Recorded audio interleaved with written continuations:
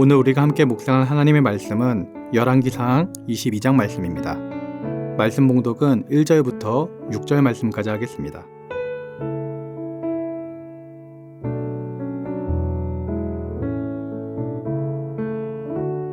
아람과 이스라엘 사이에 전쟁이 없이 3년을 지냈더라. 셋째 해에 유다의 여호사밧 왕이 이스라엘의 왕에게 내려가매 이스라엘의 왕이 그의 신하들에게 이르되 길르앗 나못은 본래 우리의 것인 줄을 너희가 알지 못하느냐? 우리가 어찌 아람의 왕의 손에서 도로 찾지 아니하고 잠잠히 있으리요 하고 여호사밧에게 이르되 당신은 나와 함께 길르앗 나못으로 가서 싸우시겠느냐? 여호사밧이 이스라엘 왕에게 이르되 나는 당신과 같고 내 백성은 당신의 백성과 같고 내 말들도 당신의 말들과 같으니이다. 여호사밧이 또 이스라엘의 왕에게 이르되 청하건대 먼저 여호와의 말씀이 어떠하신지 물어보소서. 이스라엘의 왕이 이에 선지자 400명쯤 모으고 그들에게 이르되 내가 길르앗 나못에 가서 싸우랴 말랴. 그들이 이르되 올라가소서. 주께서 그 성읍을 왕의 손에 넘기시리이다. 아멘.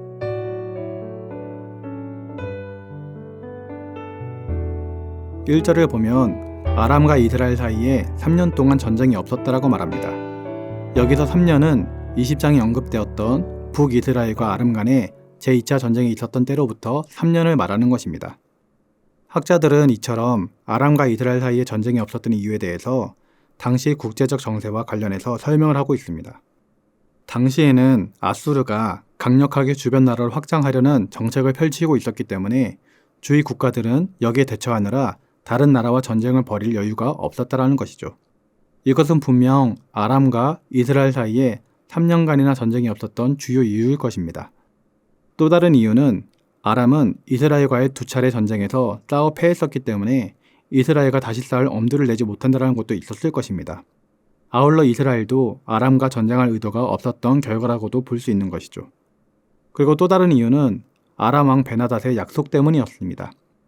20장을 보면 전쟁에서 패한 아람 왕 베나닷은 아합 왕에게 이스라엘로부터 빼앗은 성읍들을 돌려주겠다라고 약속을 하고 고국으로 돌아갈 수 있었습니다.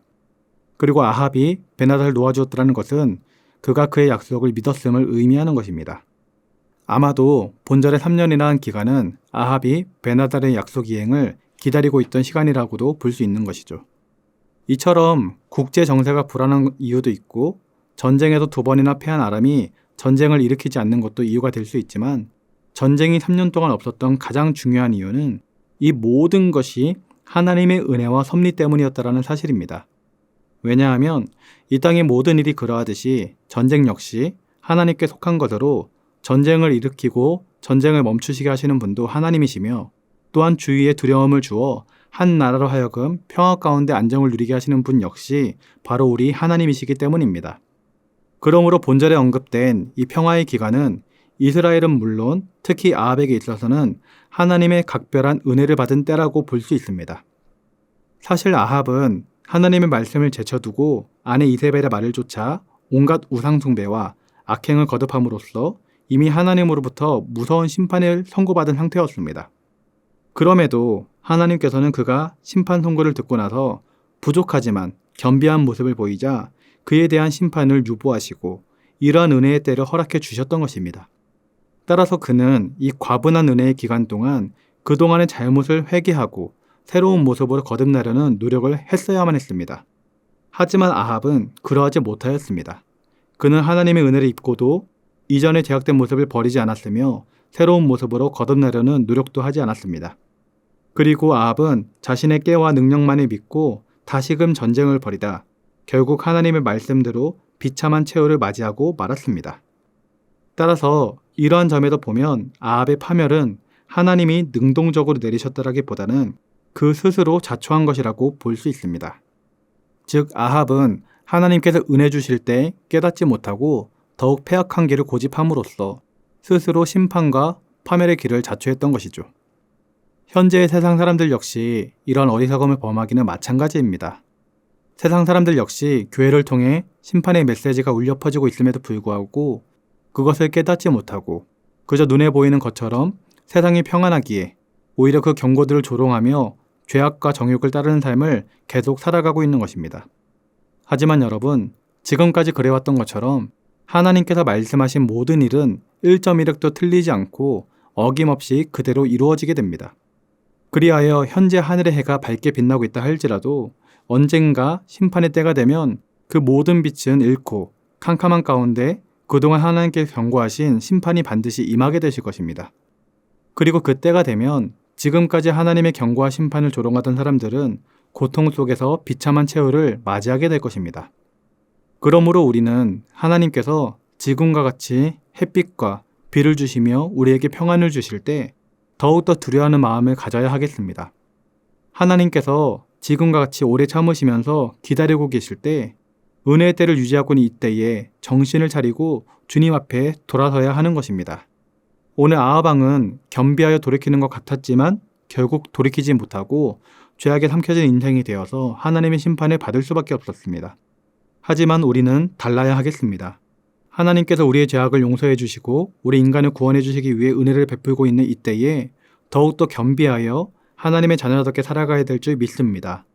사랑하는 성도님들은 날마다 말씀을 통해 자신을 살피며 더욱더 말씀과 진리를 따라 살아가시기 바랍니다. 장차 약속하신 때가 이를 때에 책망과 심판을 듣는 것이 아니라 하나님께 칭찬을 드리며 하나님의 영광을 드러낼 수 있는 우리 귀한 성도님들 되시길 주님의 이름으로 기도드립니다. 기도하겠습니다. 사랑의 하나님 아버지, 하나님께서는 아하방이 겸비하는 모습을 보였을 때 심판을 거두시고 그를 받아주셨던 것을 기억합니다. 그래서 이스라엘 땅에는 3년 동안 전쟁이 없었고 평안한 날들이 지속될 수 있었습니다. 그러나 아하방은 그 은혜를 잊어버리고 또다시 자신의 욕망을 위해서 전쟁을 벌이다 이제는 결국 죽게 되었던 것을 우리가 깨닫게 됩니다.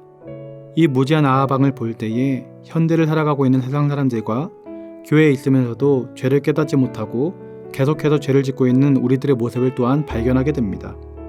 주님, 하나님께서 은혜를 베풀고 있는 이때에 하나님께서 참고 기다리시며 인내하고 있는 이때에 우리가 정신을 차리고 주님 앞에 돌아올 수 있도록 인도하여 주시옵소서.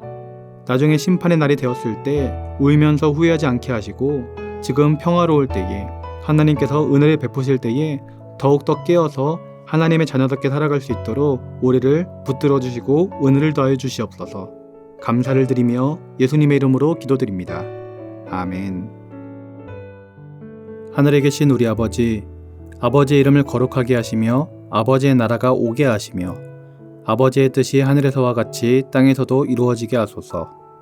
오늘 우리에게 일용할 양식을 주시고 우리가 우리에게 잘못한 사람을 용서하여 준 것 같이 우리 죄를 용서하여 주시고 우리를 시험에 빠지지 않게 하시고 악에서 구하소서. 나라와 권능과 영광이 영원히 아버지의 것입니다. 아멘.